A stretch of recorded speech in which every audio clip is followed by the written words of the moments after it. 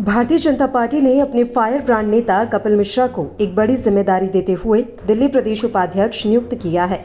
कपिल मिश्रा ने इस महत्वपूर्ण जिम्मेदारी के लिए पीएम मोदी और अमित शाह का आभार जताया। बीजेपी में आने से पहले कपिल मिश्रा दिल्ली में सत्तारूढ़ आम आदमी पार्टी के विधायक थे और पार्टी सुप्रीमो अरविंद केजरीवाल के साथ अपने मतभेद सार्वजनिक होने के बाद अगस्त 2019 में दिल्ली बीजेपी में शामिल हो गए थे।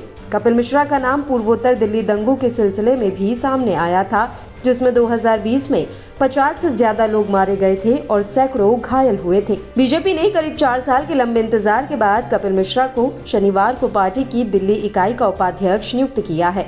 मिश्रा की नियुक्ति करने वाले दिल्ली बीजेपी अध्यक्ष वीरेंद्र सचदेवा ने कहा कि उनका नाम इस सप्ताह की शुरुआत में घोषित पार्टी के नए पदाधिकारियों की सूची में था, लेकिन किसी कारण से इसकी घोषणा नहीं की जा सकी थी।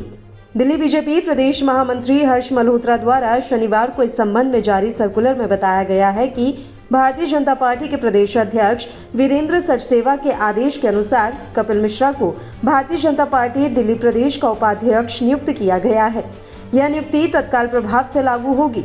हिंदुत्व की विचारधारा पर अपने उग्र भाषणों के लिए पहचाने जाने वाले कपिल मिश्रा को दिल्ली बीजेपी में शामिल होने के बाद से कोई संगठनात्मक जिम्मेदारी नहीं दी गई थी।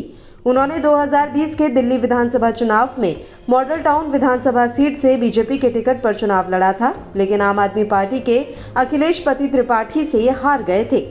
कपिल मिश्रा ने दिल्ली बीजेपी के ट्वीट को रीट्वीट करते हुए लिखा, एक छोटे से कार्यकर्ता को इस प्रकार स्नेहपूर्ण अपनाना केवल बीजेपी में ही संभव है। प्रधानमंत्री नरेंद्र मोदी जी का अत्यंत आभार। राष्ट्रीय अध्यक्ष जेपी नड्डा जी का आभार इस जिम्मेदारी के योग्य मुझे समझने के लिए।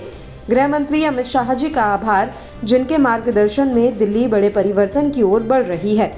दिल्ली के यशस्वी अध्यक्ष और मेरे बड़े भाई वीरेंद्र सचदेवा का आभार, जिन्होंने मुझे अपनी टीम का सदस्य बनाने योग्य समझा।